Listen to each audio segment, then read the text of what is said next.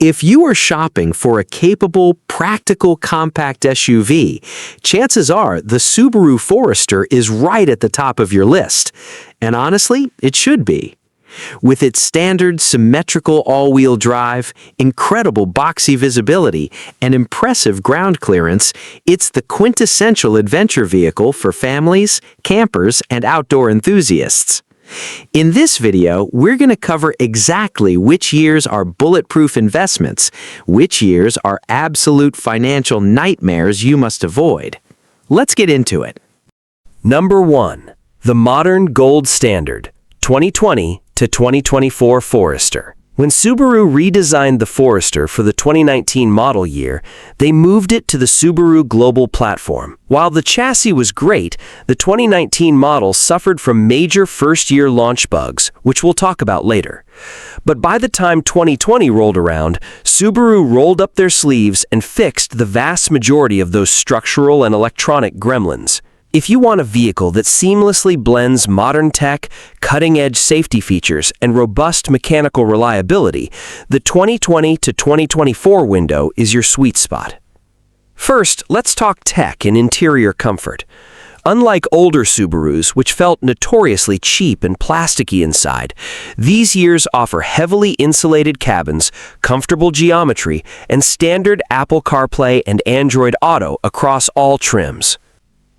But the biggest selling point here is safety. Subaru standardized their EyeSight driver assist technology across the board during these years.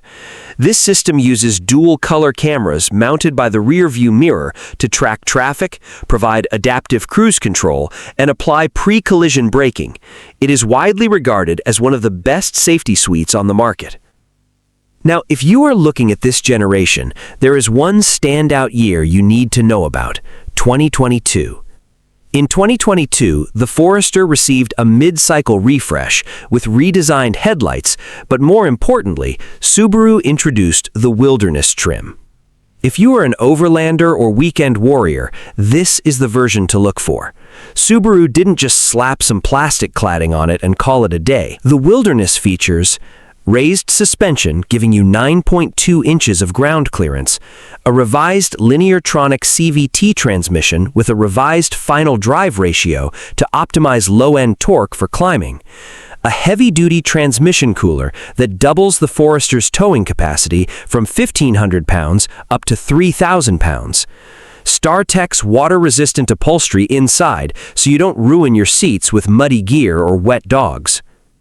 By choosing any model year between 2020 and 2024, you are getting a vehicle where the continuously variable transmission issues of the past have been largely resolved, the cabin is refined, and the reliability ratings from agencies like Consumer Reports are at an all-time high. Number 2. The Value and Enthusiast Peak 2016 and 2018 Forester. To understand why these 2 years are so special, you have to understand Subaru's development cycle. The 4th generation launched in 2014, and to put it bluntly, it was a mess. It was plagued by high oil consumption and severe transmission failures. Subaru spent years re-engineering parts behind the scenes to save their reputation. The first major turning point was 2016. In 2016, Subaru finally deployed updated piston rings at the factory to fix the notorious oil burning issue. They also replaced the outdated, clunky navigation system with the upgraded Starlink touchscreen interface. It made the interior feel vastly more modern, responsive, and user-friendly. If you are shopping for a mid-generation bargain, 2016 is the minimum baseline year you should consider. But if you want the absolute pinnacle of value and mechanical refinement for the 4th generation, you look for a 2018 Forester. The 2018 model was the absolute final year of its generation. Historically, the last year of any generation is almost always the most reliable because the factory has spent 5 years ironing out every single engineering defect. The CVT valve bodies were updated, the suspension bushings were hardened, and the acoustic glass was thickened to reduce highway wind noise. Furthermore, Subaru made eyesight standard on the higher-tier touring trims for this year. And there is a massive bonus for the enthusiasts watching. 2018 is a legendary year for two specific reasons. First, it was the absolute last year you could buy a Forester with a manual transmission. Second, it was the last year of the Forester XT. The XT features a 2-liter turbocharged boxer engine pushing out 250 horsepower. It transformed the Forester from a slow, sensible family hauler into a genuinely quick, engaging sleeper SUV. After 2018, Subaru killed off the manual and killed off the turbo. That makes a clean 2018 model highly coveted and incredibly resilient in holding its resale value. All right, now we need to talk about the dark side of the Forester's history. Number 1, 1998 to 2002, the first generation. Let's start with the classic first generation from 1998 to 2002. Don't get me wrong, these cars are charming, boxy, and have a dedicated cult following, but mechanically they are a nightmare for the average driver. They are universally prone to frequent catastrophic head gasket failures. The factory single-layer composite head gaskets degrade over time, leaking coolant into your oil and oil onto your exhaust. Unless you are an experienced mechanic looking for a project car and you know for a fact the head gaskets have been upgraded to multi-layer steel, cross this off your list. Number 2, 2006, the second generation. Moving on to the second generation, specifically the 2006 model year. This year is notorious for a sudden drop-off in reliability scores. Beyond continuing the head gasket saga of the previous generation, the 2006 models suffered from extensive cooling system faults.